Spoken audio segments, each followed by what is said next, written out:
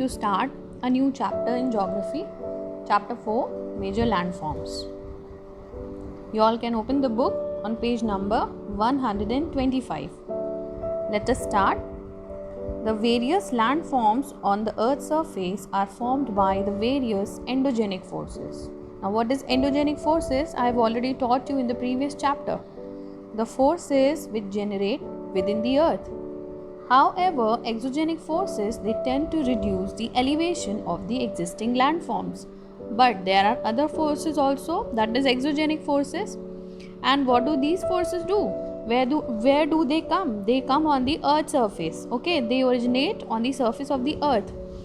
And they tend to reduce the elevation. Elevation means the height of the existing landforms.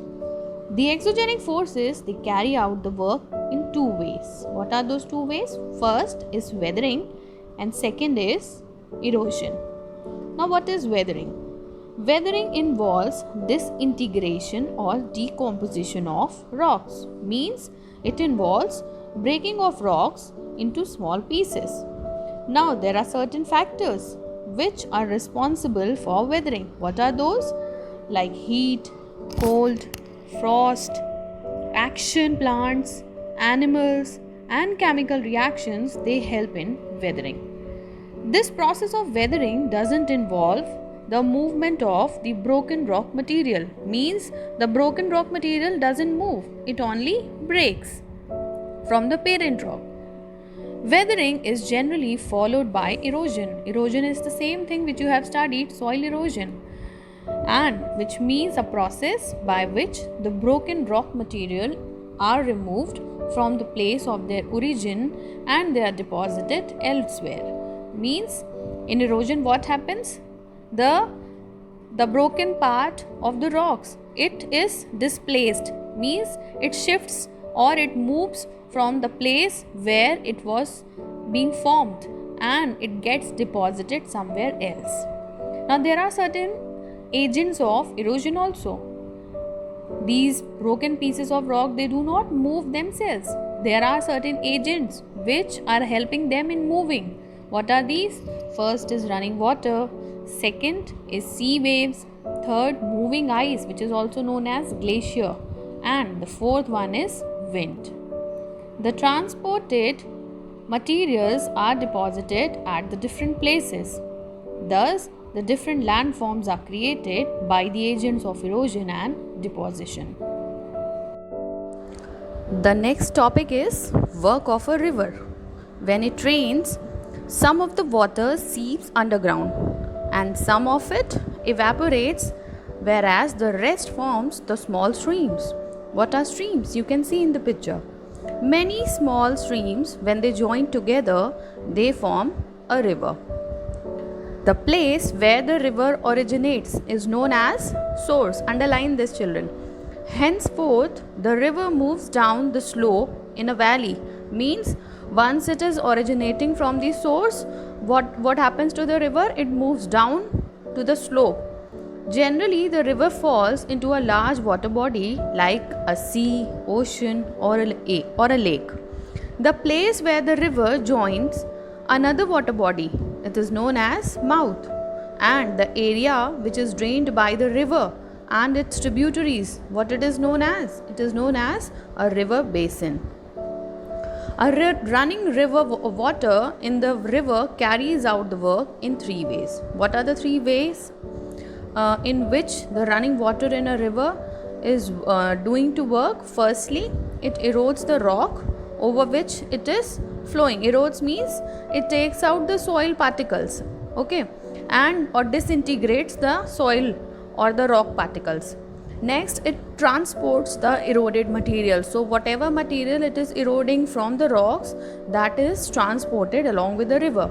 And third, it deposits the material which it has transported. So when it takes the eroded material with it, it takes that material to some other place and get that deposited somewhere else.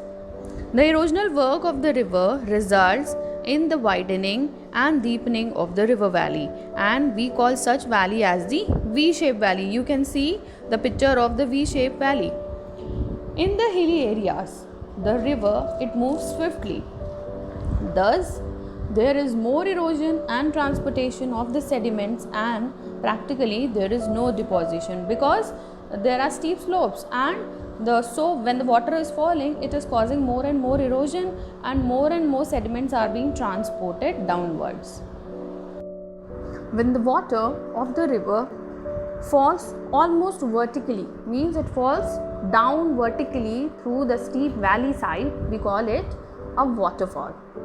They are important because they help in the generation of hydroelectric power, and the steep sloping segment of the swift flowing river is known as rapid. Now we'll study about the different types of waterfalls. One of the important waterfall is Jog Falls, which is also called Gersopa Falls. It is on Sharvati river in Karnataka and one of the highest waterfall in India. What is the height? It is 260 meter. The next is the highest waterfall in the world. It is Angel Falls, and the height is 975 meter. It is in Venezuela in South America. And another is Niagara Falls in North America and Victoria Falls in Africa. All the falls are famous.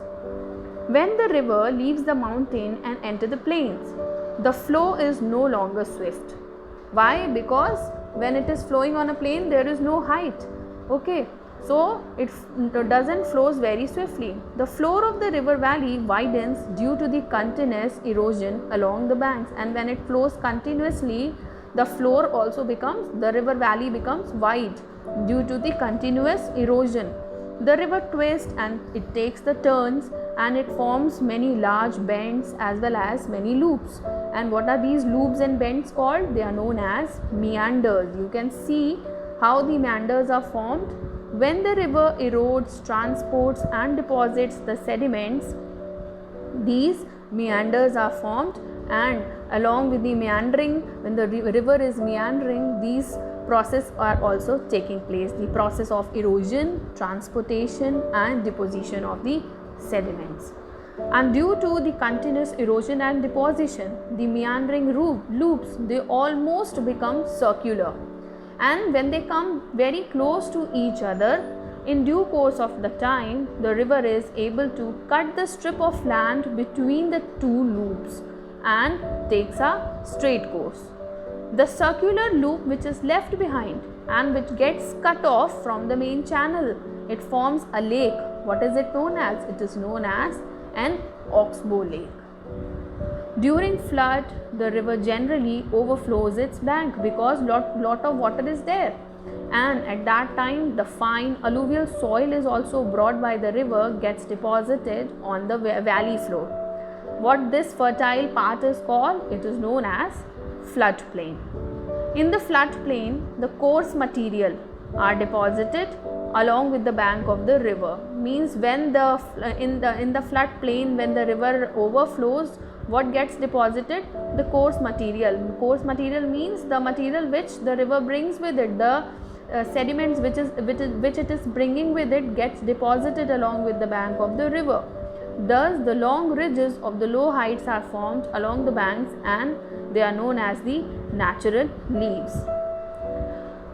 Last, when the river reaches its mouth, it carries a large volume of water and the alluvium. The excess load gets deposited as the sandbar in the wide river channel, and it also divides this channel into many channels. Means when it comes, it brings a lot of deposition with it in the form of sandbar, and due to this, the channel gets also divided into several channels, and this results in many distributaries. Means many branches of the river are formed. And in this stage only, a triangular shaped land is also formed. This triangular shaped land, what is it known as? It is called delta. And where it is formed? It is formed between the distributaries, because the rivers, when they come, they bring the deposition.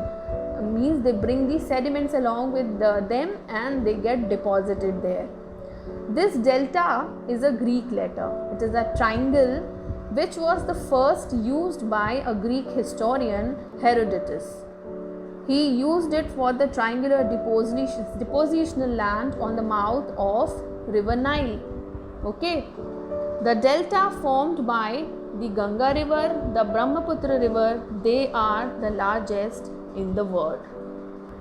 This means which is the largest delta in the world? The delta which is formed by river Ganga and river Brahmaputra. And with this, children, we come to an end of our first video.